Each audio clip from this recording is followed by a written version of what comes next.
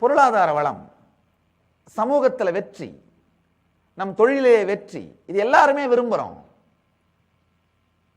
ஆனா ஏன் நம் வாழ்க்கையில் வறுமையையும் தோல்வியையும் ஈர்க்கிறோம்ன்றத நாம புரிஞ்சுக்கிறதே இல்லை. ஒரு பணக்காரன் தன்னுடைய வாழ்க்கையில் அகங்காரத்தோட திமிரோட ஆட்டம் போட்டான்னா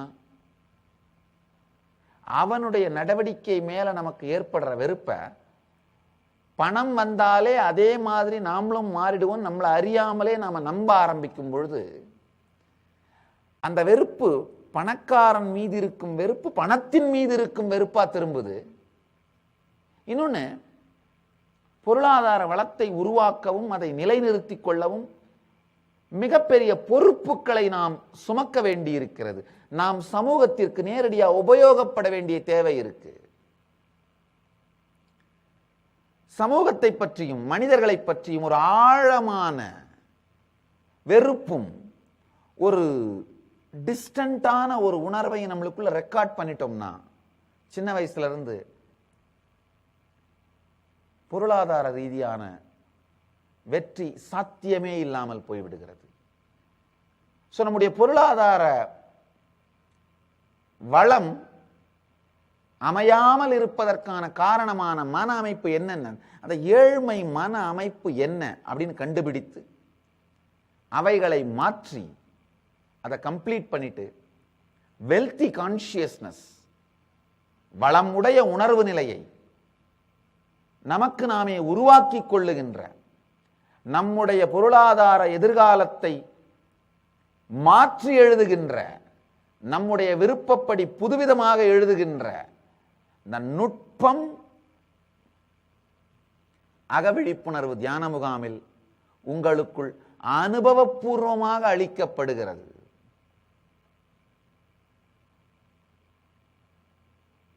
அதே மாதிரி நீங்கள் செய்கின்ற தொழில் அல்லது எடுத்துக்கொண்ட துறையில் வெற்றி, ஒரு என்ஜினியர் தன்னுடைய உடம்பை கூட கட்டுமான அப்படிங்கிற நோக்கத்தோடையே பார்க்கணும். ஒரு வியாபாரி வாழ்க்கையில் நடக்கிற ஒவ்வொன்றையுமே வியாபாரத்தின் கோணத்திலிருந்து புரிந்து கொள்ள வேண்டும். ஒரு மருத்துவன் கட்டடத்தை கூட உடம்பை போன்றே பார்க்க வேண்டும். எந்த துறையை எடுத்திருக்கிறோமோ அதை சார்ந்தே நம்முடைய வாழ்க்கையை பற்றிய மொத்த தெளிவும் நமக்குள் மலரும் பொழுது அந்த துறையிலே வெற்றி அடைகின்றோம். நான் பலதரம் பார்த்திருக்கேன். 2 பேர் ஒரே பேட்ச்ல MBBS முடிச்சிட்டு டாக்டரா சொசைட்டிக்குள்ள வருவாங்க. அதுல ஒருத்தர் 25 வருஷத்துக்கு பிறகு செயின் ஆஃப் ஹாஸ்பிட்டல்ஸோட ஓனரா இருப்பாரு. இன்னொருத்தர் பழைய அதே ஒரு சின்ன டவுன்ல 10க்கு 10 கடையை வாடகைக்கு எடுத்து கிளினிக்னு போர்டு போட்டுட்டு காலையில இருந்து சாயந்தரம் வரைக்கும் அதே பழைய ஹிண்டு பேப்பரை வச்சுட்டு பெரிய கண்ணாடியில படிச்சுட்டு இருப்பார் ஓட்டிட்டு. மொத்தமா ஒரு நாளைக்கு 2 பேஷண்ட் வருவாங்க. அதுல ஒருத்தர் ஃப்ரீ ட்ரீட்மெண்டா இருக்கும். ஒரு டாக்டர் ஏன் செயின் ஆஃப் ஹாஸ்பிட்டல்ஸோட ஓனரா மாறுறாரு, இன்னொருத்தர் ஏன் இதே மாதிரி உட்கார்ந்து பழைய ஹிண்டு பேப்பரே படிச்சுட்டு இருக்காரு? காரணம், அவர்கள் எடுத்த துறையில் அவர்கள் முழுமையாக தன் உணர்வை மலர வைத்துக் கொள்ளாதிருத்தல்.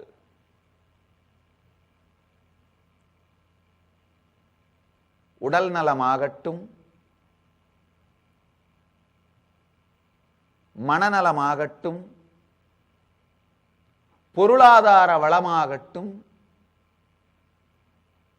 ஏன் இந்த சம்ஸ்காரத்தை சார்ந்தே நம்முடைய மன அமைப்பு அமைகின்றது, இந்த சம்ஸ்காரத்தை சார்ந்தே செயல்படுகிறோம் அப்படிங்கிறத தெரிஞ்சுக்கிட்டு அதை கம்ப்ளீட் பண்ணி டிராப் பண்ணி உங்கள் எதிர்காலத்தை நீங்கள் மாற்றி எழுதும் பொழுதுதான் உங்கள் தலைவிதியை நீங்களே உங்கள் மதியாலே விதியை மாற்றி எழுதும் பொழுதுதான் உங்கள் வாழ்க்கையை வாழத் துவங்குகிறீர்கள். விதியா மதியாங்கிறது பெரிய பிரச்சனை. மதி வர்ற வரைக்கும் விதிதான், மதி வந்த பிறகு விதி கிடையாது. மதி வந்த பிறகு விதி கிடையாது என்பதுதான் விதி. மதி வரும் வரை விதிதான். மதி வந்த பிறகு இனியொரு விதி செய்வோம் எனும் தெளிவு வந்த பிறகு மதியே விதி.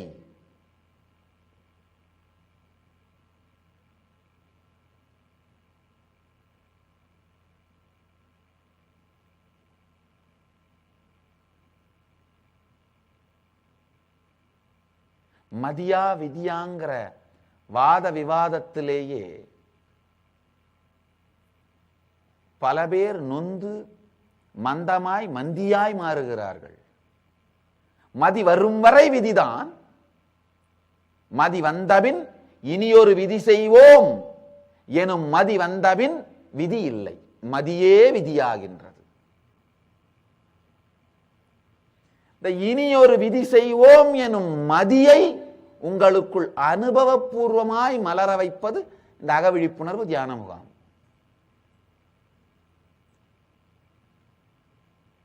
எதை உங்கள் வாழ்க்கையில் நிஜமாக்க விரும்புகின்றீர்களோ அதை நிஜமாக்கும் தெளிவு, அந்த பூரணத்துவத்தை உங்களுக்குள் மலர வைக்கும் தெளிவு, ஆனந்தத்தை மலர வைக்கும் தெளிவு, வாழ்க்கையை பற்றிய மிகப்பெரிய திருப்தியை உங்களுக்குள் உருவாக்குகின்ற தெளிவு, ஜீவன் முக்த வாழ்க்கை. ஜீவன் முக்த வாழ்க்கை.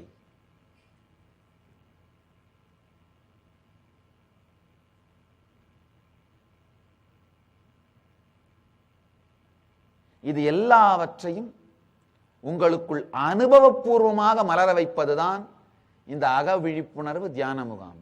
பல பேர் என்கிட்ட வந்து சொல்றது உண்டு, சாமி இன்னர் அவேக்கனிங் ப்ரோக்ராம் பண்ணதுனால என்னுடைய விவாகரத்தே ரத்து செய்யப்பட்டு என் திருமணம் வாழ்க்கை இனிமையா இருக்கு, இல்லைன்னா என்னுடைய குடும்பத்தை இழந்திருப்பேன், இப்பதான் ஏன் இந்த மாதிரி மன அமைப்பு எனக்கு வருது, ஏன் இந்த மாதிரி செயல்களில் ஈடுபடுறேன்னு புரிஞ்சு என்னுடைய திருமணத்தை நான் காப்பாற்றிக் கொண்டேன், என் குடும்பத்தோடு வாழுகின்ற வாழ்க்கையை காப்பாற்றிக் கொண்டேன். பல பேர் வந்து சொல்றது உண்டு.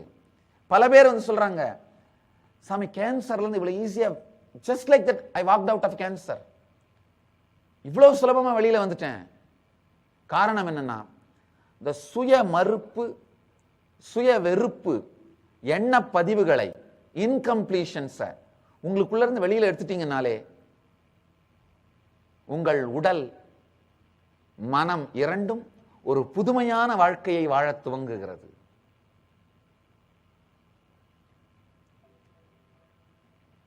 ஆட்கொல்லி வியாதிகளிலிருந்து வெளிவருவதும், உயிர்கொல்லி மன துக்கங்களிலிருந்து வெளிவருவதும், வாழ்க்கையையே அழிக்கின்ற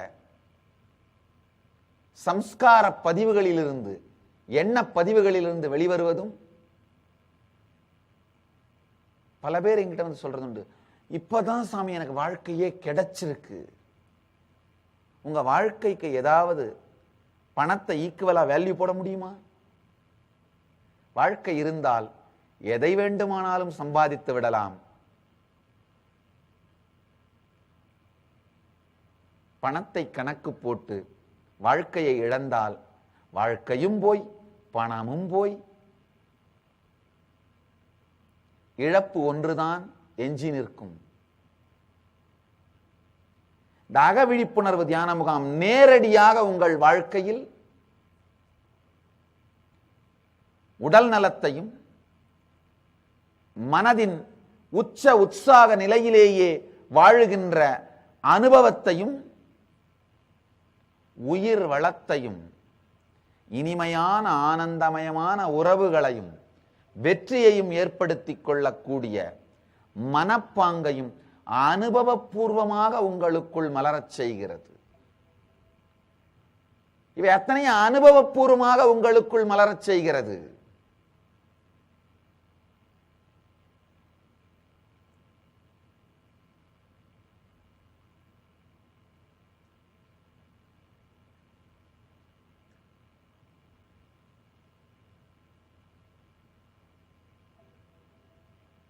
இந்த தீட்சைகள் எல்லாமே பார்த்தீங்கன்னா அனுபவபூர்வமாக உங்களுக்குள் இனியொரு விதி செய்வோம் எனும் மதியை விழிப்பிக்க செய்கிறது. அதை தான் நம்ம சம்ஸ்கிருதத்தில் குண்டலினி சக்தின்னு சொல்வோம்.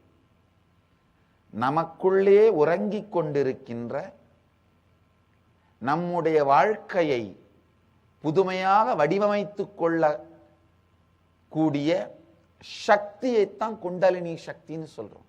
அது விழித்து எழுமானால் நம்முடைய வாழ்க்கையை நாமே புதுமையாக வடிவமைத்துக் கொள்ளக்கூடிய தெளிவும் திறனும் அறிவும் மலருகின்றது. சில பேர் என்கிட்ட கேட்கறது உண்டு, 21 நாள் எதுக்கு சாமி?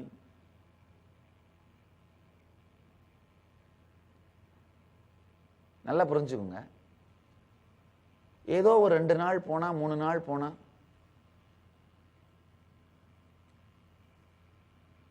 ஒரு எக்ஸைட்மெண்ட் இருக்கிற மாதிரி, ஆனா நிலைச்சு நிற்காத அனுபவங்கள் மட்டும்தான் உங்களுக்கு கிடைக்கும்.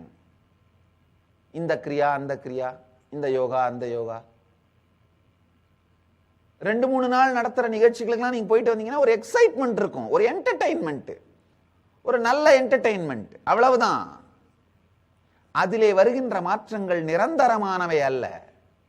ஆனால் 21 நாட்கள் உங்கள் உடல் மீதும் உணர்வு மீதும் உணர்ச்சி மீதும் உயிர் மீதும் ஒரு ஞான குருநாதன் வேலை செய்யும் பொழுது அவைகளில் பூரணத்துவத்தை வரவழைத்து ஞான குருவின் சக்தி சாநித்தியத்தில் தொடர்ந்த யோகம், தியானம், பிராணாயாமம், கிரியைகள், தீட்சை இவைகளின் மூலமாக 21 நாள் உங்கள் குண்டலினி சக்தி உயிர்ப்பிக்கப்பட்டு இந்த உணர்வு மாற்றம் டிரான்ஸ்ஃபர்மேஷன் நடந்ததுன்னா அது நிரந்தரமானதாக மாறிவிடும். அதனாலதான் 21 நாள்.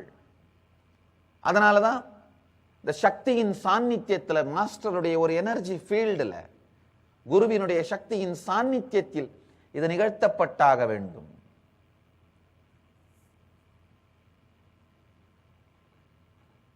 உங்களுடைய இன்னர் டிரான்ஸ்ஃபர்மேஷன்ங்கிறது அப்படிங்கிறது, உணர்வு மாற்றம்ங்கிறது ஹாஸ்பிட்டல் அவுட் பேஷண்ட்டை ட்ரீட் பண்ண மாதிரி வந்து தலைவலிக்கும் கால் வலிக்கும் ஒரு மாத்திரையை வாங்கிட்டு போற மாதிரி, ஊசி போட்டு போற மாதிரி போயிட முடியாது. இது உணர்வையே கடைந்தெடுத்து தெளிவாக்கி தூய்மையாக்குற ஒரு சர்ஜரி மாதிரி, ஹார்ட் டிரான்ஸ்பிளான்ட் சர்ஜரி மாதிரி. நிச்சயமா ஞான குருவின் சாநித்தியத்தில் அமர்ந்து உணர்வை தூய்மையாக்கி அந்த 21 நாளும் தீட்சைகள் எடுத்து குண்டலினி சக்தியை விழிப்படைய செய்யும் பொழுது பொங்குகின்ற சக்தியும் ஆனந்தமும் நித்திய ஆனந்தமாக உங்களுக்குள் நிறைந்து விடும். அதனாலதான் அக விழிப்புணர்வு தியான முகாம் 21 நாட்கள் நிகழ்த்தப்படுகின்றது. ஏன் 21 நாள்னு சில பேர் கேட்கறது உண்டு. ஒரு ஹாஸ்பிட்டலுக்கு போய் தலைவலி கால்வலின்னு அவுட் பேஷண்டா இருந்து ஒரு மருந்தை வாங்கிக்கிட்டு ஊசியை போட்டுட்டு வந்துடுற மாதிரி பிரச்சனை நம்முடைய வாழ்க்கை பிரச்சனை கிடையாது. ஹிருதய மாற்று அறுவை சிகிச்சையை விட ஆழமானது உணர்வு மாற்று அறுவை சிகிச்சை. இது உணர்வு மாற்றம் நடக்கணும்னா குறைஞ்சபட்சம் 21 நாளாவது குருவின் சாநித்தியத்தில் இருந்து முறையான ஞான கருத்துக்களை உள்வாங்குவது, யோகம், தியானம், பிராணாயாமம் மற்ற பயிற்சிகளின் மூலமாக தீட்சை 21 தீட்சைகள் மூலமாக உங்கள் குண்டலினி சக்தி விழிப்படைய செய்யும் பொழுது நிகழ்கின்ற அந்த உணர்வு மாற்றம் நித்தியமாக உங்களுக்குள் இருக்கும். நிகழ்கின்ற ஆனந்தம் நித்திய ஆனந்தமாக உங்களுக்குள் மலரும்.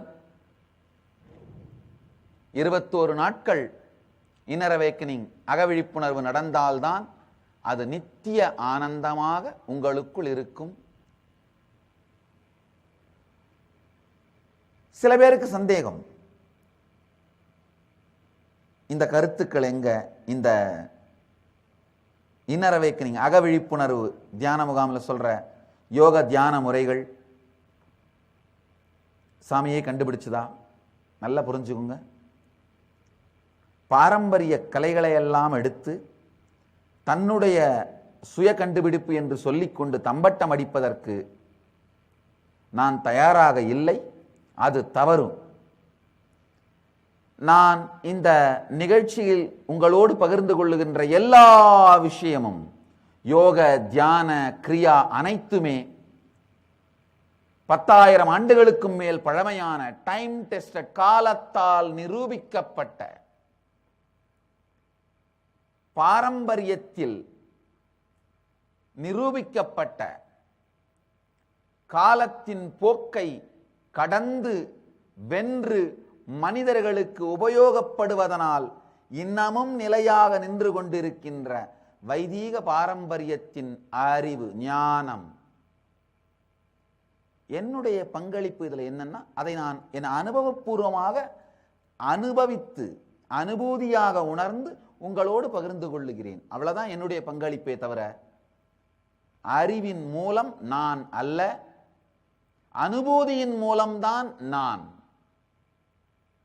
அறிவின் மூலம் வைதீக பாரம்பரியம், அனுபூதியின் மூலம்தான் நான் என்பதை பணிவோடு உங்களோடு பகிர்ந்து கொள்ளுகின்றேன்.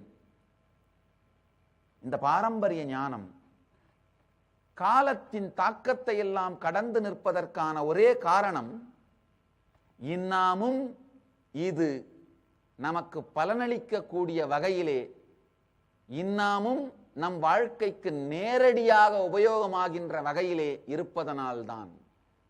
அமெரிக்காவில் இந்த பாரம்பரியமான சிவிலைசேஷன்ஸ், கலாச்சாரங்கள், இவைகளை பற்றி ஆராய்ச்சி பண்ற ஒரு அறிவியலாளர்கள் குழு சொல்றாங்க, மொத்தம் இந்திய உலகத்துல 49 பாரம்பரியங்கள், சிவிலைசேஷன்ஸ் 5000 ஆண்டு பழமையானதா இருக்கு. அதுல 48 அழிந்து விட்டது. ஒரே ஒரு பாரம்பரியம் தான் உயிரோடு இருக்கின்றது. அது வைதீக பாரம்பரியம். அது வைதீக பாரம்பரியம். அதனால நல்லா புரிஞ்சுக்குங்க.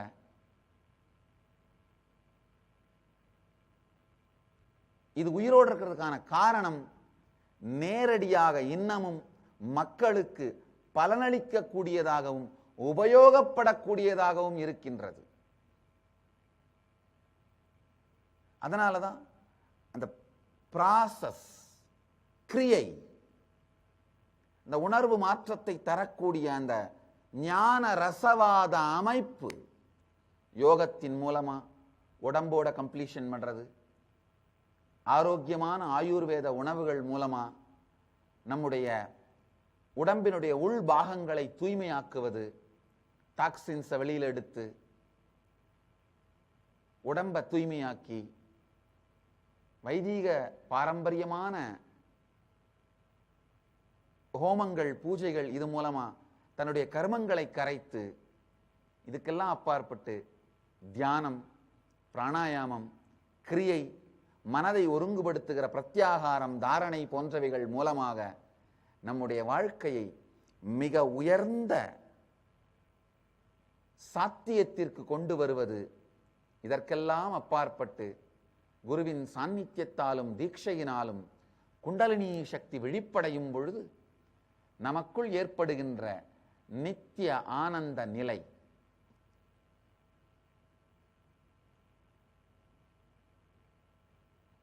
அடுத்து யூசுவலா வர்ற கேள்வி, எனக்கு டைம் இல்லை, எனக்கு பணம் இல்லை.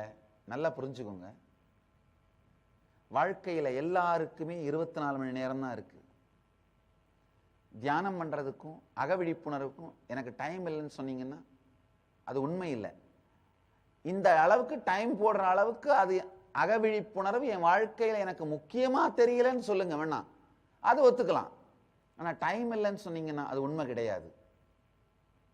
அதே மாதிரி பணம் இல்லை அப்படிங்கிறது பாத்தீங்கன்னா அது ஒரு மன அமைப்பு. இந்த அளவுக்கு தியானத்துக்கும் ஆன்மீகத்துக்கும் செலவு பண்ணணுமா அப்படின்னு சந்தேகம் உங்களுக்கு இருந்தா ஓகே, அது உண்மை. ஆனா பணம் இல்லைன்னு சொல்றது நம்மை நாமே ஏமாத்திக்கிறதுக்கு சமம். நல்லா புரிஞ்சுக்கோங்க. பல பேர் என்கிட்ட கேட்கறது உண்டு, ஆன்மீக ஞானம், ஆன்மீக விஷயம்லாம் ஃப்ரீயா இருக்கணும் இல்லையா? ஐயா, ஒரு காலத்துல ஆன்மீக குருமார்கள் அவர்களுடைய செய்தியை உலகம் முழுக்க கொண்டு போறதுக்கு, மக்களுக்கு சேவை பண்றதுக்கு தேவையான வசதிகளை அரசர்கள் அளித்தார்கள். இப்ப யார் அரசாள்வது? அரசாள்வது நீங்க. அரசு செய்கின்ற உரிமையை எடுத்துக்கொண்ட மக்களாகிய நீங்கள்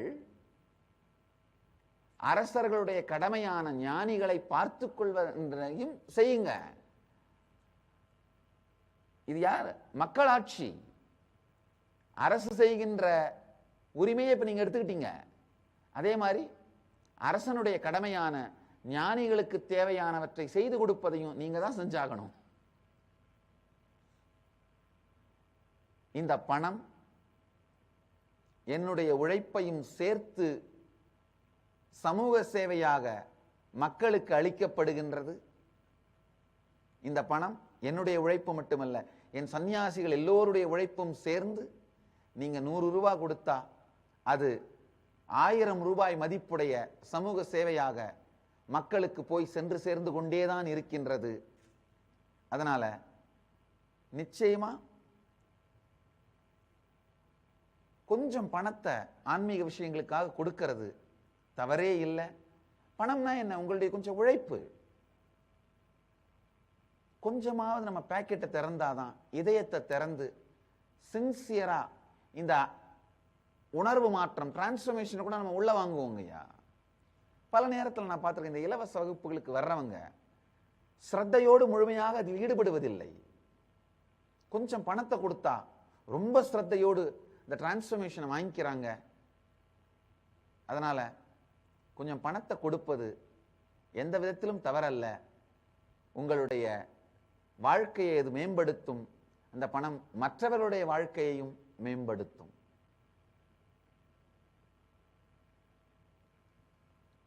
இன்னும் சில பேர் அப்புறம் அட்டன் பண்ணலாம் இந்த மெடிடேஷன்லாம், இப்ப என்னப்பா அவசரம் இருக்கு?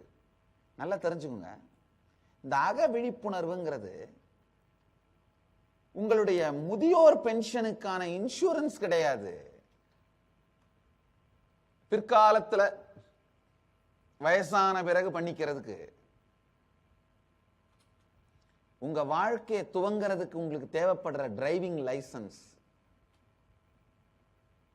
உங்க வாழ்க்கையை துவங்கிறதுக்கு உங்களுக்கு தேவைப்படுற உங்களுடைய டிகிரி சர்டிபிகேட். நல்லா புரிஞ்சுக்கோங்கய்யா.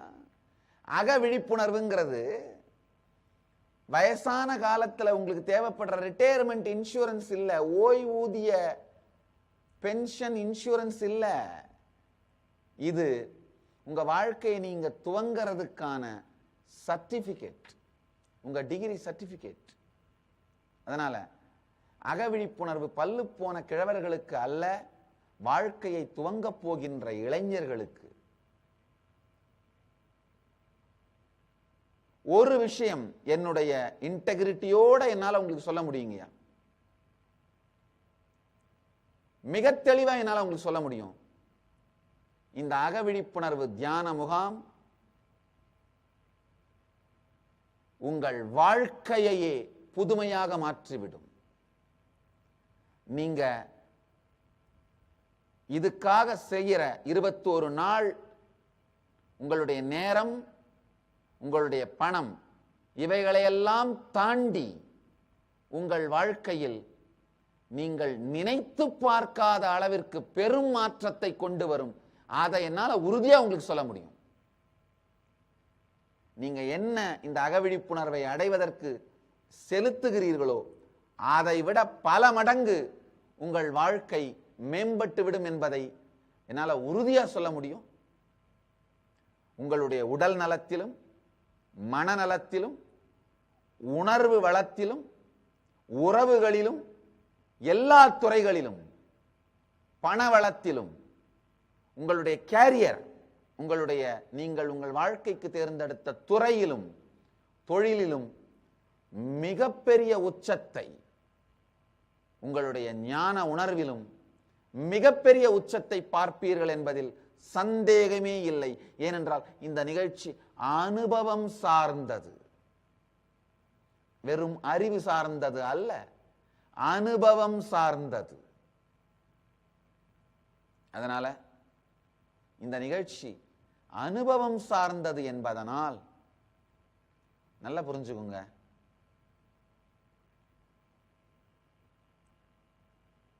நீங்க நினைச்சு பார்க்கிறத விட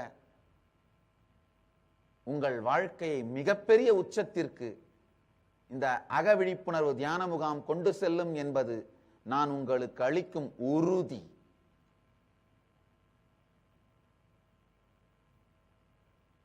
ஒன்றே செய்க, நன்றே செய்க, அதை இன்றே செய்க. அக விழிப்புணர்வு தியான முகாம் உங்களுக்கு நீங்களே செய்து கொள்ளுகின்ற மிகப்பெரிய நன்று.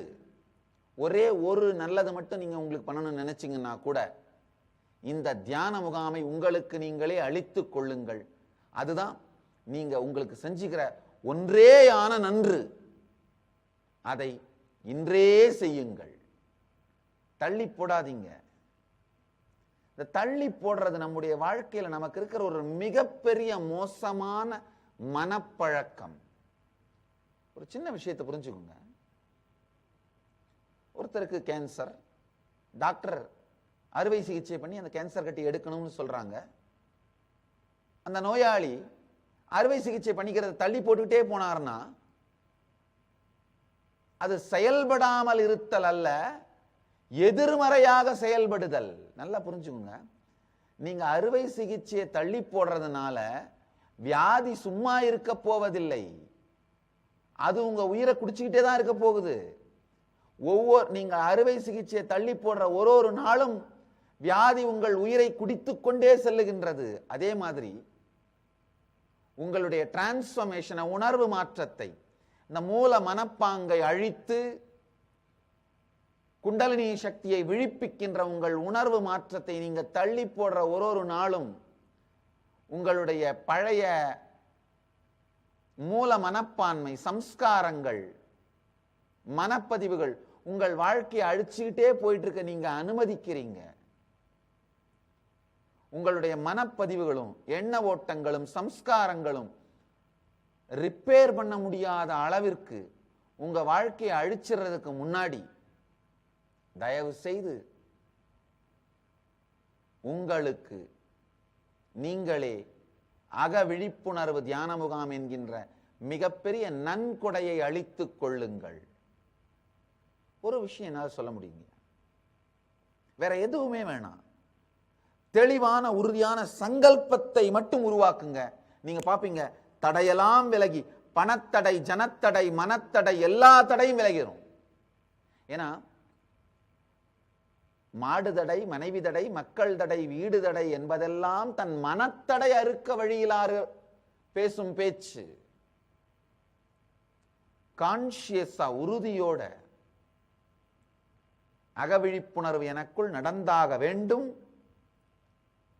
எவ்வளவு சீக்கிரம் முடியுமோ அவ்வளவு சீக்கிரம் இந்த தியான முகாமில் நான் கலந்து கொண்டே ஆக வேண்டும் அப்படிங்கிற உறுதியை இன்று உருவாக்குங்கள்.